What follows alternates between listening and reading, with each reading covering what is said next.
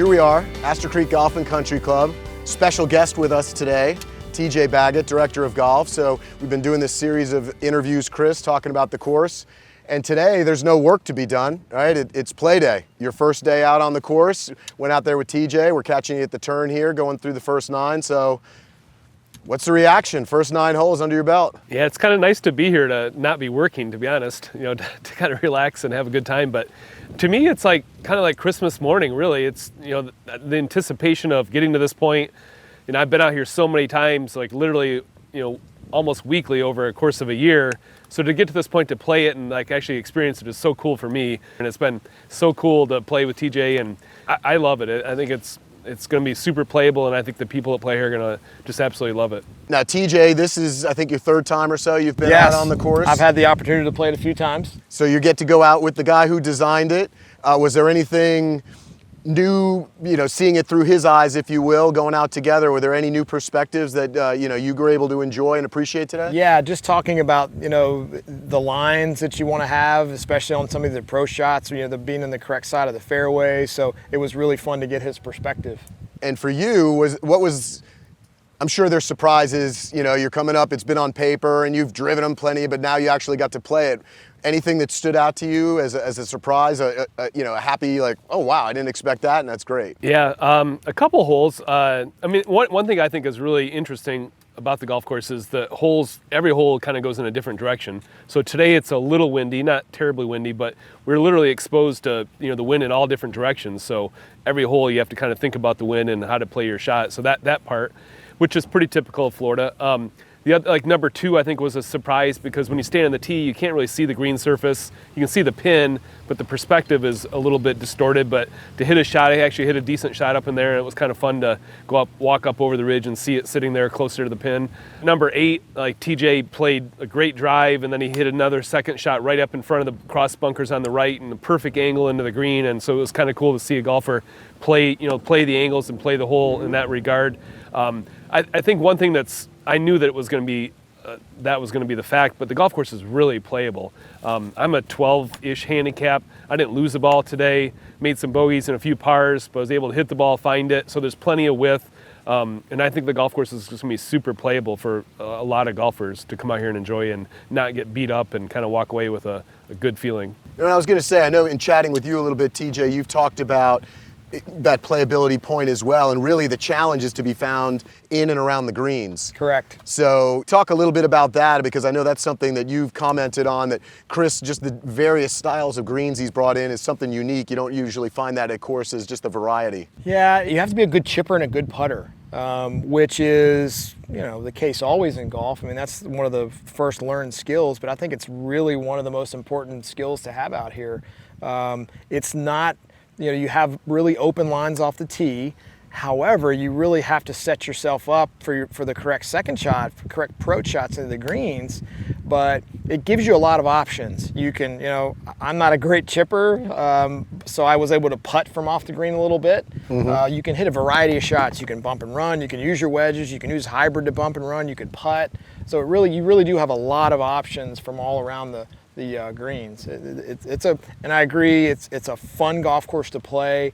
It's not easy by any stretch of the imagination, but I think the average golfer is going to leave here and feel pretty good about themselves. It's a good ego-friendly golf course, I call it. Yeah. Chris, was there a hole that looked different or played different, that was a surprise to you now that you had the chance to play it? Yeah, number 7, I guess. It was probably harder than I thought it would be. I hit a bad drive. You bombed it right over the bunker. So I think, like, optically off the tee, like, you really have to challenge that bunker on the inside of the dog leg to be rewarded and, benefit from that line, I guess, to get shorter to the hole. But yeah, that hole, I think number 9 too, because you and I both hit to the left, like real close to the bunkers, and the pin was in a favorable spot. If it was back right, it would have been different. But like, we played it the way you're supposed to play it, and had a beautiful angle in where the front of the green was completely open to you. And that's this golf course. It's just playing the right angles. And And I realize that there's so many different levels of golfers, good and bad in the middle.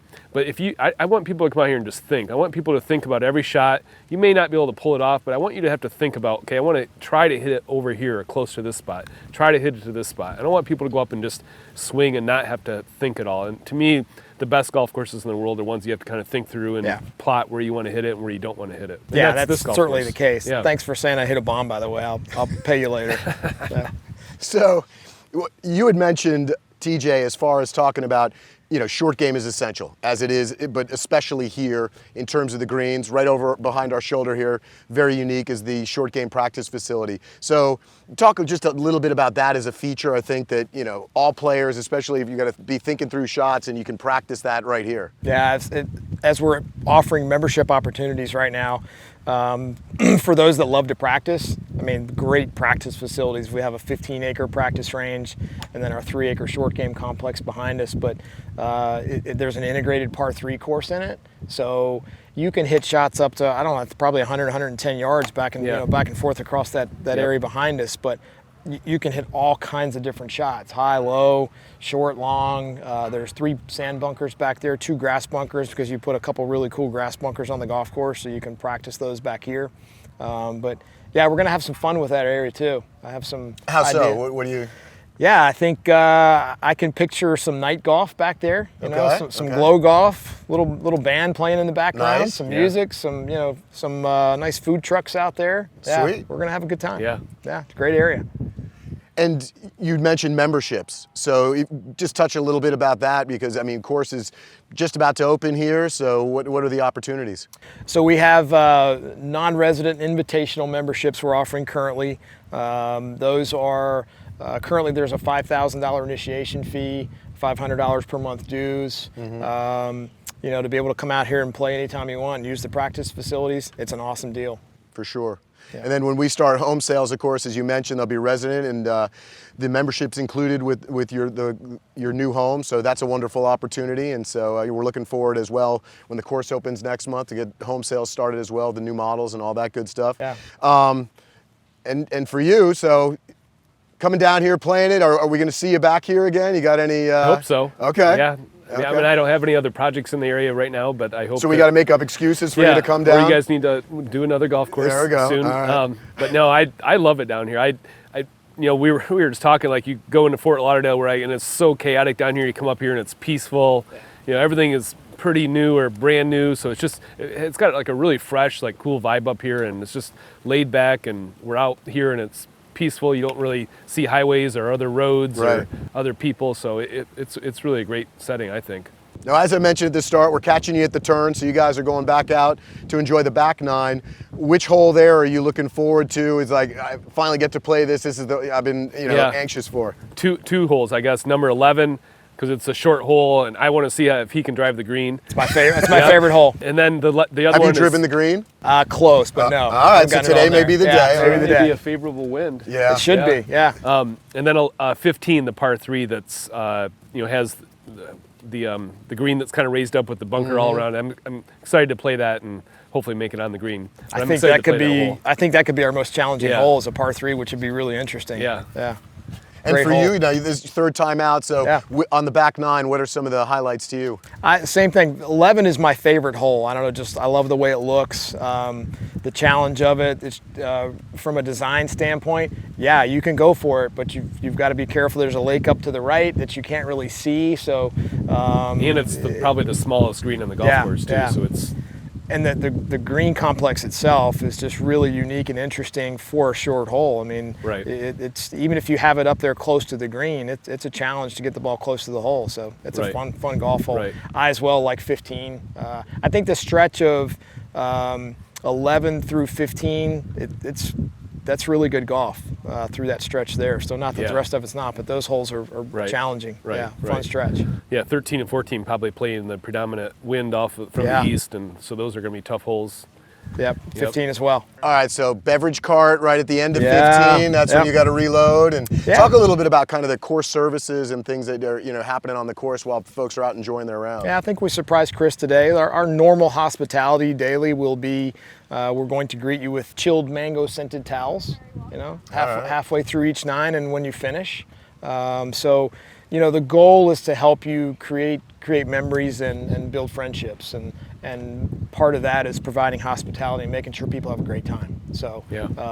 I'm excited about that. Yeah, I mean, I've heard you refer to, now it's not official on your business card, but it's Director of Golf and Fun, Yeah, right? And yeah. I know in just chatting with you, that's a big emphasis and something very important that you want to create here at the club. Yeah, I've been doing this for a long, long time, and to have the opportunity to surround myself with such great people we already have on board, and they're all hospitality professionals. They're tuned in, they're ready to go. We're really excited to get open, but we're going to do a lot more than just play golf around here. So, you know, we want to keep some surprises, but we're going to have a lot of fun. Yeah. We're looking forward to it. John, that was one of the, like when you guys hired me, that was one of the mandates from day one, is make it fun. And I've always firmly believed that that's really important about a golf course.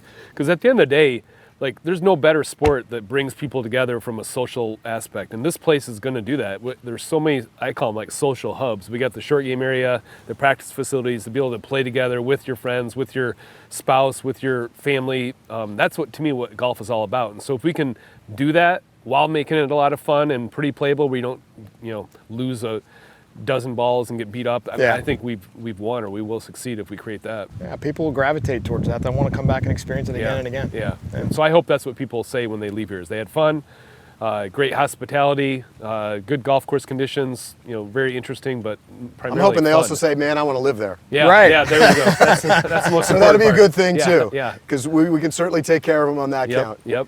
So, well, let you guys get back out to it. Thank you so much for stopping in as you're going around. And like I said, we're looking forward to course opening, hopefully in September here coming up. We got Soon. new home sales opening up, grand opening sometime in the fall. So good reason to get Yeah, you back yeah, then. absolutely. And we'll have some member events and all kinds of activities going throughout the season. So we'll give you plenty of reasons All to right. get back, All Chris. right. Thanks, John. All right. Well, thank you both. You guys Thank have you. a great day. Be Appreciate well. it. Thank you. Enjoy. Thank you. Thank you. Appreciate it.